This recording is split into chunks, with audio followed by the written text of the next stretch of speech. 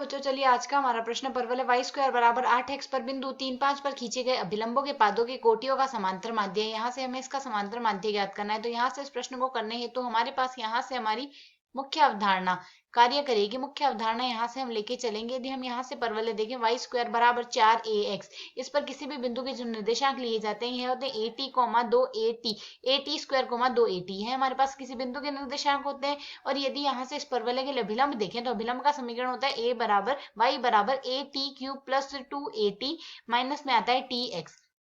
ये हमारे पास यहाँ से मान आता है। तो यदि अब हम इस समीकरण से तुलना कर लें, परवलय हमें दिया गया वाई स्क्वायर बराबर 8x, तो यदि हम यहाँ से सरल करें 4a बराबर आएगा हमारे पास 8, अर्थात a का मान आ जाएगा हमारे पास यहाँ से 2। यदि a बराबर 2 आता है तो इस स्थिति में परवलय पर यहाँ से यदि हम देखेंगे परवलय यहाँ अभिलंब हमारे पास क्या लिखा जाएगा, y बराबर हमारे पास यहाँ से आएगा a के स्थान पर 2 लिख देंगे, 2t क्यूब आ गया, प्लस में आएगा 2 गुणा 2 4a आ गया, माइनस में आ जाएगा हमारे पास यहाँ से tx। अब यदि प्रश्न के अनुसार देखिए हमें 3, 5 पर अभिलंब खींचना है, तो यदि बिंदु 3,5 पर अभिलंब खींचा जाए तो 3,5 से यदि अभिलंब खींचा जाए तो ये हमारे पास क्या आएगा, 5 बराबर 2t क्यूब आ जाएगा, प्लस में 4t आ गया, माइनस में 3t आ जाएगा। इसे यदि हम आगे सरल करें तो मान आ जाएगा 2t क्यूब, प्लस में t आ गया और माइनस में 5 बराबर 0 आ जाएगा। तो यदि हम यहाँ से देखेंगे हमारे पास t में त्रिघातीय समीकरण है, तो इसके जो हल होंगे वह हमारे पास t1 plus t2 plus t1, t2 और t3 लिखे जा सकते हैं। तो यदि इन तीनों मूलों का जो योग होगा हमारे पास वह टी स्क्वायर के गुणांक के बराबर होगा। तो यहाँ से हमारे पास टी स्क्वायर का गुणांक बराबर क्या आ रहा है, यहाँ पर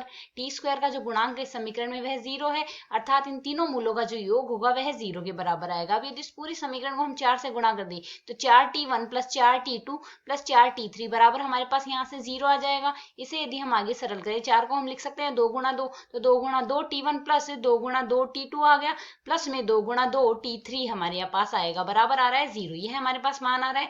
तो यदि हम यहाँ से देखें हमने अभिलंब के पर किसी बिंदु के यदि निर्देशांक at स्क्वायर 2at लिखे हैं, तो यहाँ से हमारे पास at स्क्वायर अर्थात 2t स्क्वायर साथ ही 2 गुणा 2 गुणा 2at यह हमारे पास आए हैं। तो 2at a का मान हमने 2 लिखा है तो यह आ जाएंगे हमारे पास यहाँ से 4t हमारे पास यही आया। तो यदि हम यहाँ से देखें यहाँ से इसकी कोटि हमारे पास 4t बन रही है, अर्थात यदि एक बिंदु के लिए 4t है 4t1 मान ले, दूसरे बिंदु के लिए कोटि 4t2 आएगी और तीसरे बिंदु के लिए कोटि 4t3 आएगी, अर्थात यह y निर्देशांक ही तो है। तो यदि पहला यह है हमारे पास यदि देखें 2at के रूप में है, अर्थात y1 पहली कोटि आ गई, दूसरे की कोटि आ गई, तीसरे की कोटि आ गई, y1 plus y2 plus y3 बराबर 0 आ रहा है। अर्थात यदि हम इस पूरी समीकरण में 3 का भाग दे दें तो y1 plus y2 plus y3 बट्टे में 3 बराबर 0/3 अर्थात 0 लिखा जा सकता है। अर्थात इन कोटियों का जो समांतर माध्य है वह हमारे पास 0 के बराबर आ रहा है। तो यदि हम यहाँ से विकल्पों से तुलना करें तो हमारे पास यहाँ से कोटियों का समांतर माध्य क्या आ जाएगा, 0, अर्थात यहाँ से हमारा विकल्प सी सही हल होगा। शायद समझ आया। धन्यवाद।